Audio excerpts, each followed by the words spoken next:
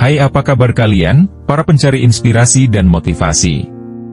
Kebanyakan manusia hidup diselimutan dengan rasa takut dan kegelisahan, pikiran dan hati yang tak selalu sejalan, sering membuat seseorang frustasi dan depresi.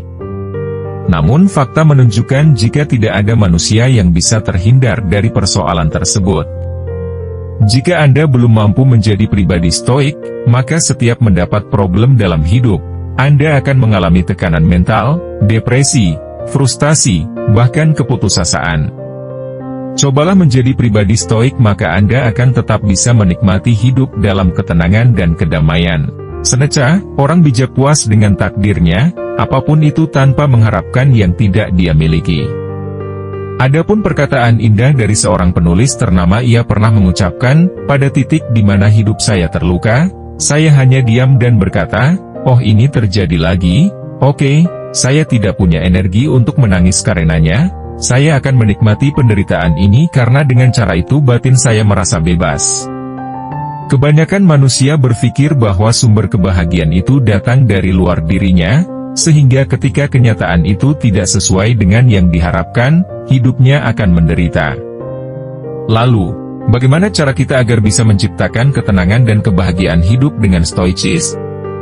Saya sudah merancang ajaran Zeno yang harus kita pelajari, fahami, dan amalkan, dan itu akan menjadi pembahasan pada video kali ini. 1. Dikotomi kendali. Aspek utama yang paling mendasar dalam ilmu stoicis adalah dikotomi kendali. Hal pertama yang harus kita lakukan dalam hidup ini adalah memetakan apa saja yang bisa kita kendalikan dan apa saja yang tidak bisa kendalikan.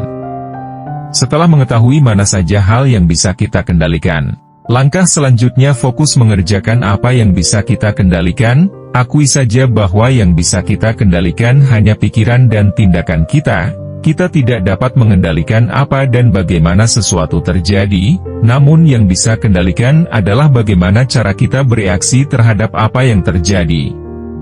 Ketika kita dalam perjalanan tiba-tiba hujan turun dan kita lupa membawa jas hujan, jangan fokus pada hujannya karena hujan adalah hal yang tidak bisa kendalikan, fokuslah pada tindakan atau reaksi yang bisa kita lakukan terhadap hujan agar tetap produktif. Apakah kita harus berteduh terlebih dahulu agar tidak kehujanan? Semakin kita menyadari apa saja yang bisa kita kendalikan dan apa saja yang tidak bisa kendalikan, semakin kita bisa menerima apa yang terjadi dalam diri kita sendiri.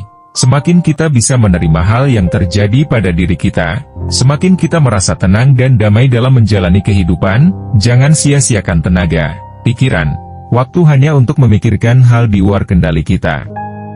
2. Premeditatio malorum. Premeditatio malorum merupakan istilah Latin yang artinya mengontemplasikan keburukan, atau bisa disebut seni dalam melihat keburukan. Ajaran stoicis kedua ini mengajak kita untuk selalu mempersiapkan diri dalam menghadapi kemungkinan terburuk, kehilangan dan ketidaknyamanan yang datang pada diri kita. Pada ajaran kedua ini kita juga disuruh untuk merenungkan peristiwa-peristiwa yang tidak menyenangkan, kurang baik, kehilangan, sehingga ketika peristiwa itu menjadi kenyataan maka kita memiliki kesiapan dalam menghadapinya, dan ketika peristiwa tersebut tidak terjadi, maka itu adalah bonus untuk hidup kita. Seperti menyiapkan obat-obatan di kotak P3K di rumah meskipun seluruh anggota keluarga dalam keadaan sehat. Mempersiapkan mental jika kita tidak diterima di suatu universitas impian kita, mempersiapkan diri jika usaha yang kita rintis mengalami kegagalan. Teknik psikologis tersebut akan membantu kita untuk lebih siap secara mental untuk menghadapi kenyataan yang tidak selalu menyenangkan. 3. Amor fati. Amor fati adalah frasa Latin yang bermakna mencintai nasib atau mencintai takdir. Frasa ini digunakan untuk menggambarkan suatu sikap ketika seseorang harus menyadari bahwa setiap hal yang terjadi dalam kehidupan, entah itu penderitaan ataupun kehilangan, merupakan bagian dari kehidupan yang memang harus diterima dan tidak perlu diratapi berlebihan. Tokoh stoik terkenal juga pernah berpesan, jangan menuntun peristiwa terjadi sesuai keinginanmu, tetapi justru inginkanlah agar hidup terjadi seperti apa adanya, dan jalanmu akan baik-baik saja. Itulah cara sederhana untuk mencintai takdir.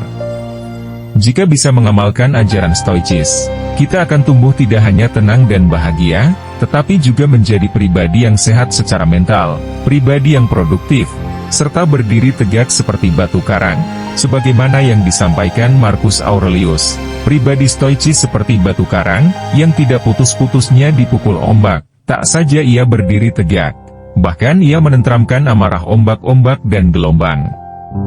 Oke sahabat, itulah pribadi Stoicis yang perlu kalian pelajari dan amalkan. Semoga kalian semua dalam keadaan bahagia dan selalu mendapat ketenangan. Nantikan video-video terbaru dari channel ini.